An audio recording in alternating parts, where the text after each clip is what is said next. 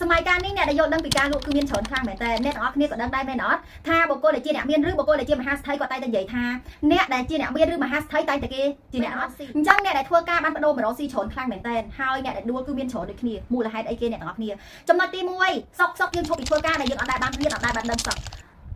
ซอกเนี่ยใจมาโรซี่ไปเลยเอาบ้านซักซาปีการโรซี่นั่นก็ทั่วแบบหน้าซอกยังสมัยการนี่เนี่ยลูกคือมีนเฉินข้างแม่แต่หายเนี่ยได้ประใจกับมีนเฉินด้วยគ្នាบอกรวมជាមួយនឹងគ្រូយ៉ាងទីអតីតអ្នកទាំងអស់គ្នាខ្ញុំចាប់ដើមអនឡាញ5ឆ្នាំដែលឃើញគេលក់អនឡាញហើយគេជោគជ័យលក់អនឡាញហើយគេមានសពផ្ទះសពដីសពវិឡាអាចជួយអ្នកមានគុណគេបានច្រើនអញ្ចឹងគ្រូយ៉ាងទីក៏ជាបុគ្គលម្នាក់ដែលឃើញគេហើយក៏ចង់ដូចគេអ្នកទាំងអស់គ្នាតែយើងដើររយៈពេលយូរខ្លាំងមែនតើយើងអត់ទទួលបានលទ្ធផលទេដើររហូតដល់ចង់បោះបង់នឹងឯងគឺជាចំណុចមួយដែលខ្ញុំជឿជាក់ថាអ្នកដែលលក់ពាក្យច្រើនគឺបោះបង់ដោយសារចំណុចនេះឯងឃើញតាមគេចង់តាមគេធ្វើតាមគេតែសមិទ្ធផលចេញមកអត់ដូចគេសោះមែនអត់ចំណុចទី2ពេលខ្លះយើងអត់មានដើមទុនទេយើងទៅខ្ចីលុយគេយកមកដាក់ដើមទុនរកស៊ីទៀតអញ្ចឹងធ្វើឲ្យយើង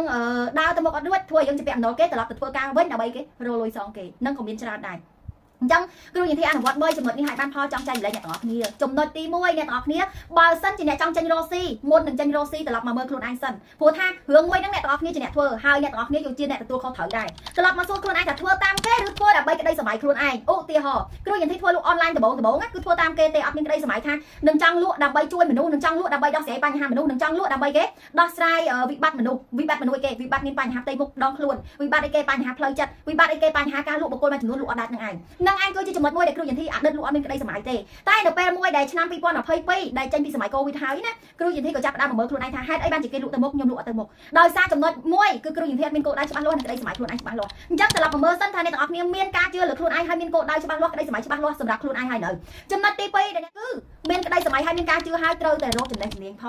ងនេះសម័យកាលនេះគឺជាសម័យកាលមួយដែលទាមទារអ្នកមានចំណេះជំនាញខ្លាំងមែនតើជាពិសេសឆ្នាំ2026នេះគឺជាឆ្នាំមួយដែលទាមទារចំណេះដឹងនិងចំណេះជំនាញខ្លាំងតែបើសិនជាយើងជាបុគ្គលម្នាក់ដែលអត់មានចំណេះជំនាញផងអត់ចេះក្នុងការធ្វើទីផ្សារបិទការលក់ផងអ្នកទាំងអស់គ្នាឈរជើងអត់ដឹងបានយូរទេហើយអត្រានៃការបរាជ័យគឺខ្ពស់ខ្លាំងណាស់អញ្ចឹងមិនថាគ្រូយន្តទីដើមមកដល់ចំណុចនេះបានគ្រូយន្តទីដឹងថាវ៉ាវតាមពិតមិនថាការលក់មិនថាការងារក៏ដោយការងារពេលដែលយើងមានចំណេះជំនាញយើងតែបានលួយច្រើនជាងអ្នកអត់មានចំណេះជំនាញហើយគេទទួលយកយើងច្រើនពីគេឧទាហរណ៍បងធ្វើការសំណាងចុះអ្នកទាំងអស់គ្នាឃើញពួកគាត់ដល់ពេលដែលគាត់មានចំណេះជំនាញណាគាត់តែងតែស្រួលការងាររបស់គាត់ស្រួលជាងហើយបានប្រាក់ខែច្រើនជាងទៀតដូចមេការសំណងអញ្ចឹងទៅអញ្ចឹងចំណុចទី2អ្នកទាំងអស់គ្នាត្រូវតែរកចំណេះជំនាញសិនចំណុចទី3អ្នកទាំងអស់គ្ន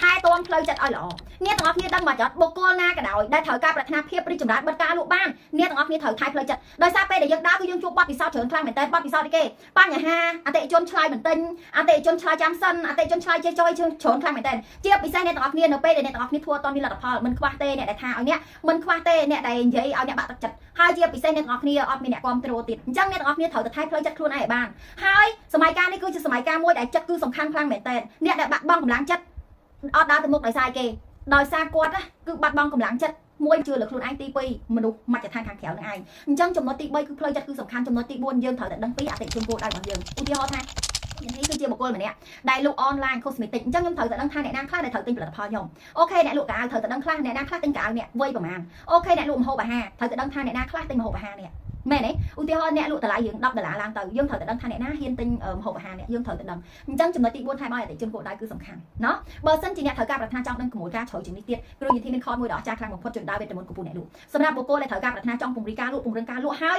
យតិចនិចក្នុងការបន្ថែមការលក់នៅក្នុងឆ្នាំ2026អ្នកទាំងអស់គ្នាគួរតែចូលរៀននៅក្នុងខតហ្នឹងសម្រាប់ចាត់បានអ្នកទាំងអស់គ្នា10ប្រអប់ផ្នែកជាភាគហ៊ុនរួមអ្នកបានរៀនហើយអ្វីដែលសំខាន់តិចនិចក្នុងការសាងខ្លួននៅក្នុងយុគ9ហើយអនឡាញនៅក្នុងឆ្នាំ2026អ្នកទាំងអស់គ្នាគួរតែដឹងនៅក្នុងខតមួយហ្នឹងជួបគ្នានៅក្នុងខតចដៅវេទមន្តកំពូលអ្នកលក់ដោយក្តីស្រឡាញ់